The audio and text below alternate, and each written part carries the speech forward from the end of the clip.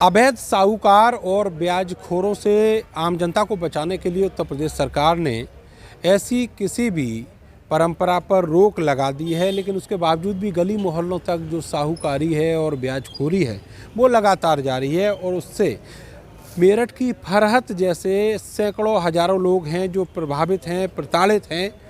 मेरठ की फरहत ने कई साल पहले अपने बेटे को विदेश भेजने के लिए 40,000 रुपये का कर्जा लिया था एक साहूकार से और उसको अब तक 4.5 लाख रुपए अदा कर चुकी हैं, लेकिन अब वो उनके मकान पर अपनी नज़रें गड़ाए बैठा है। ये जो पीली पर्चियां आप देख रहे हैं ये मेरठ के एसएसपी को दी गई जो एप्लीकेशंस हैं, उनकी रिसिप्ट हैं जो पिछले 3 साल से फरहत लगातार एसएसपी को दे रहे हैं। ऐसी 9 पर्चियां अभी फरहत के पास हैं। 3 साल हो गए इस ऑफिस के और थाने के चक्कर काटते हुए, लेकिन जो ब्याजखोर है उसके खिलाफ कोई कार्रवाई नहीं हुई, उसके खिलाफ मुकदमा भी दर्ज नहीं हुआ। आप ये बताइए कि आपके साथ हुआ क्या था? मैंने सर अपने बेटे के लिए बाहर भेजने के लिए पैसे लिए थे 40,000 2019 में 7वें महीने में, और मैं इसको मतलब बराबर पैसे भी देती रही। फिर ये ब्याज लेता है, पेनल्टी लेता है, 4.5 में दे चुकी हूँ इसको। और मैंने मकान के कागज़ रखे थे अपने, उसके पास गिरवी रखे थे। हाँ, तो क्या नाम है जी, यूँ कह रहा है कि मतलब मुझे 5.5 और दो, जब दूंगा तुम्हारा 5.5 क्या 5.5 लाख रुपए और दो मुझे। अच्छा। हाँ, और इस चक्कर में बदमाश है, वो दबंग टाइप का है, मुखबर भी है पुलिस का। चाहे जिसको फंसवा देता है वो झूठे केसों में।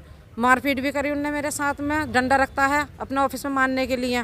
यहाँ तक के क्या नाम है जी, मेरे हाथ में इस चक्कर में गोली भी लग गई, लेकिन मेरी कोई सुनवाई नहीं हुई। गोली किसने मारी आपको? इसने ही मारी, पंडित ने। अच्छा। हाँ, नाम क्या है इसका पूरा? इसका पंडित उर्फ रफाकत, और एक सलीम है इसके साथ ब्याजखोर वो भी। हाँ। जी, और मेरी मतलब छोटी बेटी है 15 साल की, उस पर भी गंदी नज़र डालता है ये।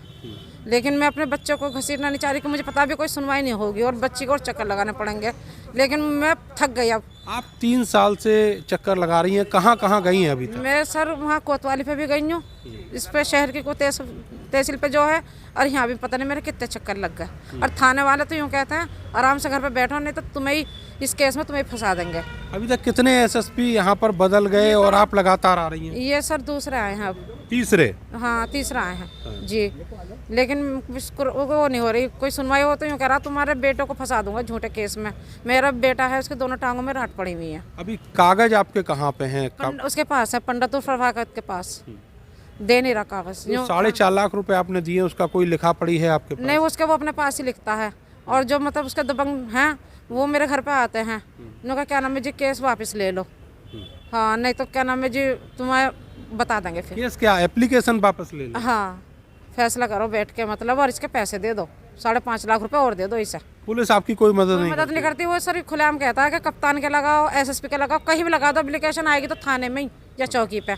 थाना और चौकी उसकी है? हाँ, थाना चौकी उसकी, मुखबर है जी पुलिस का वो खुलेआम, चाहे जिसको फंसवा देता है झूठे केस में, चाहे जिसको उठवा देता है। मैं अकेली नहीं हूँ, अभी और भी हैं जिन्होंने एप्लीकेशन लगा रखी है और कोई सुनवाई नहीं हो रही उनकी। किसी को फंसा देता है गोली के केस में। थाने में सेटिंग रहती है उसकी? जी, थाने में बैठता है बाकायदा, पुलिस वाले जाते हैं तगादों में, ब्याज जिन पे पैसा रुका हुआ रहता है, मारपीट तो करता ही है वो, लेडीज को भी मारता है, जेंट्स को भी। बाकायदा पुलिस वाले जाते हैं तगादों में। उसके तकादे में पुलिस वाले जाते हैं। अब मैं उनका नाम भूल गई, लेकिन मुझे पता है जो दूसरे हैं उन्होंने लिखवा रखा उनका नाम, जो एक मेंबर ने और दिया ना एप्लीकेशन, उन्होंने नाम लिखवा रखा उन पुलिस वालों का भी। और ये धर्मेंद्र दरोगा थे, इन्होंने भी कह दिया आराम से बैठ जाओ, नहीं तुम पे केस कर दूंगा उल्टा। जो बदली हो गई जिनकी यहाँ से, जो अभी ट्रांसफर हो गए दरोगा धर्मेंद्र। हाँ, उन्होंने भी क्या नाम है जी, ये कहा कि आराम से घर पे बैठ जाओ, और नहीं तुम पे ही कर दूंगा ये वाला केस, तुमने ये चोट खुद बनाई है।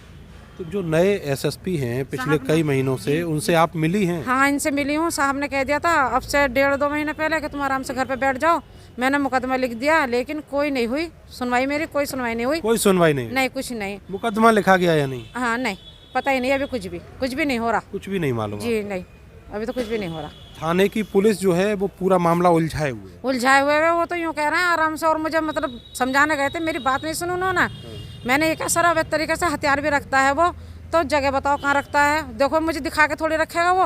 अरे आप सख्ती करोगे, उससे पूछोगे, पकड़ोगे, जब भी तो बताएगा कहाँ रखता है। मतलब एप्लीकेशन आपकी पैरोकार वो साहूकार के हैं? हाँ, उसके हैं वो, आराम से रहो। और क्या नाम है जी कहाँ रखता, मन का सर अवैध तरीके से हथियार भी रखता है, ललियाने से गाय का मीट भी मंगा के पकवाता है, लेकिन कोई सुनवाई नहीं हो रही। आप ये बताइए, आपके घर में भी वो कई बार आया और उसने बदतमीजी भी की? बदतमीजी करी, और मैं कह नहीं सकती, एक लेडीज को भी लेकर आया मेरे घर पे कई बार।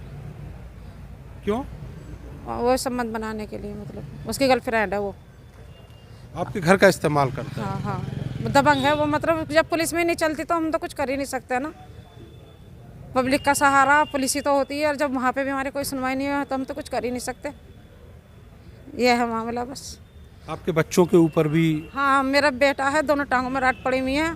एक बेटा मेरा शादीशुदा है, जो कहे झूठे केस में तेरे बेटों को फंसा दूंगा। बेटी के ऊपर भी? बेटी के ऊपर भी गंदी नज़र रखता है। चलिए, आप रोइए मत। ये स्थिति उस पुलिस की है जिसके बारे में ये कहा जाता है कि उत्तर प्रदेश की पुलिस अब महिला के खिलाफ जो अपराध हैं उनको लेकर बहुत ज़्यादा सजग है और उनको इंसाफ दिलाने के लिए पूरी तरह प्रयासरत है, कोशिश करती है। लेकिन स्थिति ये है कि कई बार जो वर्तमान में एसएसपी हैं रोहित सिंह सजवान, उनसे भी ये महिला मिल चुकी हैं, लेकिन जो थाना है, जो चौकी है, वो भले ही एसएसपी कागज़ों में उसके प्रभारी हों, उसके आधिपत्य में इनके में वो आता हो, लेकिन वहाँ पर जो रसूख है वो साहूकार का काम करता है। और इसीलिए साहूकार के खिलाफ अभी तक कोई कार्रवाई नहीं हुई और ना ही वो जेल गया है। उसका नाम है पंडित उर्फ रफाकत। कैमरा सहयोगी सानू के साथ मैं नरेंद्र भारत, समाचार मेरठ।